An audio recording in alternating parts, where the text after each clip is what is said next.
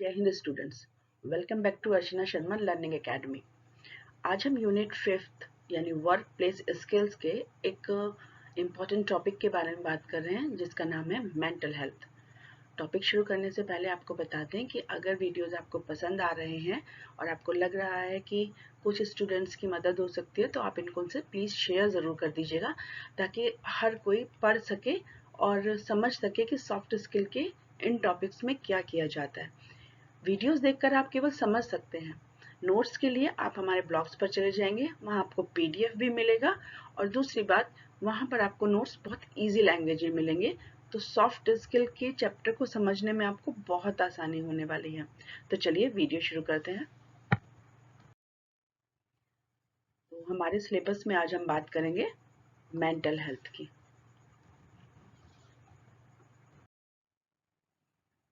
लेकिन बहुत सारी ऐसी चीज़ें हमारे आसपास होती हैं जो हमारी मेंटल हेल्थ को ख़राब कर देती हैं और हमें परेशानियों का सामना करना पड़ता है।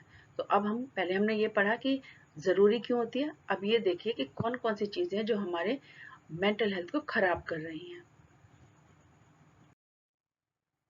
सबसे पहले, अगर हम किसी वर्क प्लेस पर काम कर रहे हैं और वहाँ पर हमारे जो मैनेजमेंट की प्रैक्टिसेस हैं, यानी मैनेजमेंट जो है वो भेदभावपूर्ण व्यवहार करता है। किसी एम्प्लॉय को तो बहुत प्यार कर रहा है, चाहे वो काम कर रहा है या नहीं कर रहा है, दूसरे एम्प्लॉय को बिल्कुल भी परवाह नहीं करता। जो काम करने वाले व्यक्ति हैं वो पीछे रह रहे हैं, जो चापलूसी करने वाले हैं वो आगे बढ़ रहे हैं। तो जो काम करने वाले व्यक्ति हैं उनके दिमाग पर एक स्ट्रेस आ जाता है, उनकी मेंटल हेल्थ धीरे धीरे नफरत में बदलने लगती है, वो काम करना छोड़ देते हैं। हम क्यों काम कर रहे हैं जब प्रमोशन दूसरों को मिल रहा है। तो इस तरीके से बायस मैनेजमेंट की जो प्रैक्टिस होंगी वो किसी भी एम्प्लॉय का मेंटल हेल्थ खराब कर सकती हैं। पुअर कम्युनिकेशन चैनल, यानी जब कभी भी एम्प्लॉय को ये लगता है कि मेरी बात तो सुनी नहीं जा रही है, सिर्फ मेरे को ऑर्डर पे ऑर्डर दिए जा रहे हैं, ना कोई मेरी परेशानी समझ रहा है और ना कोई जो काम मुझे दिया गया उसमें आने वाली दिक्कतों को दूर कर रहा है, तो फिर ठीक है, बाहर में जाए सब कुछ, मुझे कुछ नहीं करना। तो कम्युनिकेशन चैनल अगर अच्छा ना हो, यानी कि अगर आप सुन रहे हैं तो आप किसी को बोलने का भी मौका दें। अगर ये कंडीशन आपके कंपनी में नहीं है तो इसका मतलब वहाँ के लोगों की मेंटल हेल्थ धीरे धीरे खराब हो रही है। Inadequate health and safety policies, अगर आपको लग रहा है जिन कंडीशंस में आप काम कर रहे हैं एक वर्क प्लेस पर, एक ऑर्गेनाइजेशन में, वहाँ पर आपके स्वास्थ्य का और आपकी सेफ्टी यानी सुरक्षा का ध्यान नहीं रखा जा रहा है, तो आप हमेशा घबराहट में रहेंगे कि मुझे कुछ हो जाता है तो परिवार का क्या होगा। ये स्ट्रेस भी आपके दिमाग पर आ जाता है और स्ट्रेस आने से आपकी मेंटल हेल्थ डिस्टर्ब रहती है। आप पूरे मन से काम नहीं कर सकते क्योंकि 24 घंटे आप सेफ्टी के बारे में सोचते रहते हैं। इसी सेफ्टी को देखते हुए जो एम्प्लॉयर्स होते हैं, जो ऑर्गेनाइजेशन होती हैं, वो अपने एम्प्लॉयज का बीमा भी करवा कर रखती हैं ताकि अगर किसी कंडीशन में किसी एम्प्लॉय को कुछ हो जाता है तो परिवार की पूरी सुरक्षा रह सके। ऐसे में जो वर्कर्स हैं वो दिल लगाकर काम करते हैं कि चलिए मेरी सेफ्टी के लिए मेरी कंपनी ने काम कर दिया है। तो जो कंपनी ये काम नहीं करती हैं, वहाँ के वर्क प्लेस पे काम करने वाले व्यक्तियों का मेंटल हेल्थ धीरे धीरे अपनी सेफ्टी की साइड ज़्यादा जाता है और काम की साइड कम। Low level of support for employee, जब एम्प्लॉयज को सपोर्ट ही नहीं मिलेगा तो किसी भी काम के लिए उन्हें सपोर्ट नहीं मिल रहा है, वो करना चाह रहे हैं लेकिन सपोर्ट नहीं मिल रहा है, तो मेंटल हेल्थ डिस्टर्ब हो जाएगी। क्योंकि जब उन्हें सपोर्ट नहीं मिलेगा वो ठीक से काम नहीं कर पाएंगे और काम नहीं कर पाएंगे तो बॉस फिर डांटेगा, उस डांट से उनका मेंटल लेवल फिर खराब होने वाला है। तो इसलिए कभी भी जो कंपनीज होती हैं उनको अपने एम्प्लॉयज़ को पूरा सपोर्ट करना चाहिए अगर वो मेंटल हेल्थ को सही रखना चाहते हैं अपने एम्प्लॉयज़ की और अपनी भी।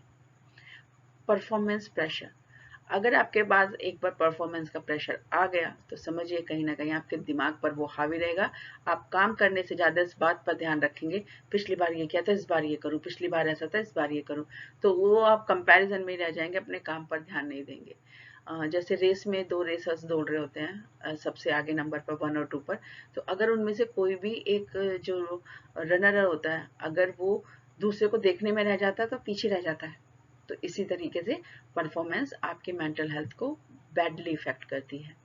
फिनेंशियल इनसिक्योरिटी, अगर आप एम्प्लॉय से काम ले रहे हैं लेकिन आप उसे पूरा वेतन नहीं दे रहे हैं, उसका वेतन जरूरत से ज़्यादा काट रहे हैं, उसकी लीव ज़रूरत से ज़्यादा लगा, कुछ भी आप ऐसा कर रहे हैं फिनेंशियल जो पैसे से संबंधित है, इस इनसिक्योरिटी की वजह से भी आपका एम्प्लॉय, एक लीडर की टीम में काम करने वाला व्यक्ति डिस्टर्ब हो जाता है, उसकी मेंटल पीस खो जाती है।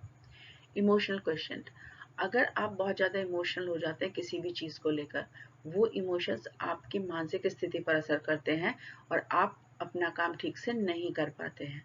तो ये सारी कंडीशन होती है।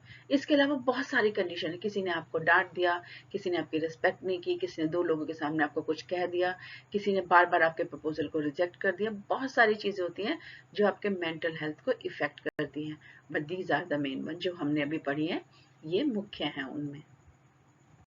चलिए हम पढ़ चुके हैं, मुझे जल्दी से बताइए इनएडुकेट हेल्थ और सेफ्टी पॉलिसीज किस तरीके से आपके माइंड को डिस्टर्ब करती हैं। बिल्कुल सही, अगर हेल्थ और सेफ्टी पॉलिसीज नहीं होंगी तो हमेशा माइंड हमारा डिस्टर्ब रहेगा कि अगर हमें कुछ हो गया तो हमारे परिवार का क्या होगा या फिर हमारा क्या होगा, तो इसलिए मेंटल हेल्थ खराब हो जाती है। कम्युनिकेशन इसके लगा अच्छा नहीं है, यानी मैनेजमेंट आपको सुन नहीं रहा है, बस आपको ऑर्डर ही ऑर्डर दिए जा रहा है, तो आप यहाँ बैठ कर क्या होंगे, दुखी होंगे, और दुखी होने से मेंटल हेल्थ खराब हो जाएगी।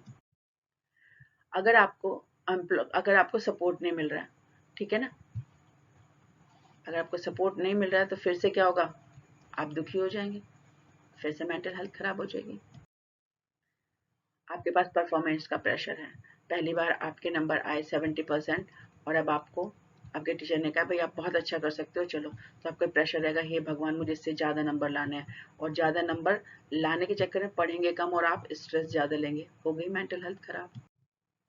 फाइनेंशियल इनसिक्योरिटी, आपके पास पैसे की कमी है, आपके एम्प्लॉयज आपसे काम ज़्यादा समय तक करा रहे हैं, वो टिक टिक टिक टिक घड़ी की सुई चल रही है ज़्यादा, लेकिन आपको पैसा मिल रहा है कम, और पैसा अगर आपको कम मिल रहा है तो फिर आपसे क्या होगा, आपकी मेंटल हेल्थ फिर से खराब हो जाएगी।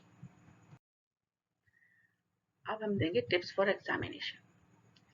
इस बार के टिप्स में मेरा ये कहना है कि आप जब भी एग्जाम में अपनी आंसर बुक लिखें, सेक्शन ए का कौन सा क्वेश्चन किया है आपने उसके साथ लिखें, सेक्शन बी के किस क्वेश्चन को आपने किसके साथ किया है ये भी आप लिखें। सपोज करिए आपने क्वेश्चन सेक्शन ए का पहला क्वेश्चन लिखा है तो एक क्वेश्चन नंबर लिखने का तरीका है, बी सेक्शन के आप फर्स्ट क्वेश्चन का ए पार्ट कर रहे हैं, ये क्वेश्चन लिखने का तरीका है। तो कभी भी आप 1 2 3 1 2 3 करके ना छोड़ दें, क्योंकि आप उसके चक्कर में अपना सीरियल नंबर खराब कर लेते हैं और आप इरिटेट कर देते हैं इवेल्युएटर को। तो आपको इरिटेट बिल्कुल नहीं करना है, आपको तो अच्छे नंबर चाहिए ना, और अच्छे नंबर चाहिए तो आपको हमेशा एग्जामिनेशन में वो टिप्स यूज करने हैं जो हम हर वीडियो में आपको दे रहे हैं।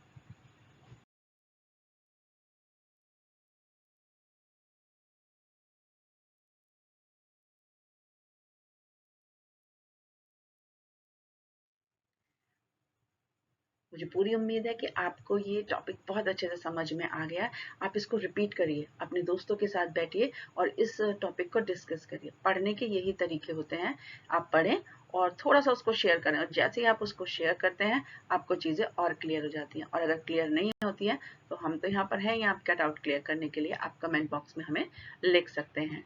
इस वीडियो को भी ज़्यादा से ज़्यादा आप शेयर कीजिए। Thank you very much, all the best.